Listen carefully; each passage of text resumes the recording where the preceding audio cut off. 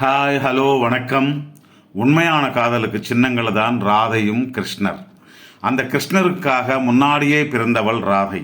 அந்த ராதைக்காக மறுபடியும் அந்த காதலுக்காக ராதையிடம் வந்தான். ராதை தான் இந்த பூமி மேல் வந்த பிறகு முதலாக பார்த்த முகம் கண்ணனுடைய முகமாக இருக்க வேண்டும் என்று வரத்தை பெற்று பிறந்தவள். அப்படியே முதலாக கண்ணனைத்தான் பார்த்தார். அப்படிப்பட்ட உயர்ந்த காதல் இந்த சுஷ்டியிலே இருக்காது.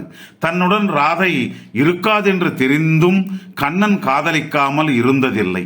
தான் எங்கிருந்தாலும் கண்ணனை ஆராதனை செய்யாமல் ராதையும் இருந்ததில்லை.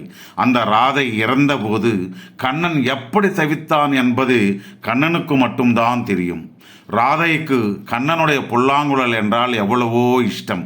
அதனால தான் ராதை இறந்த மறுக்ஷணம் கண்ணன் அந்த புல்லாங்குழலை விட்டு விட்டான். அதுக்கப்புறம் கண்ணன் அந்த புல்லாங்குழலுடன் கானம் செய்ததே இல்லை என்று புராணங்களில் சொல்வார்கள். அதுதான் உண்மையான காதல்.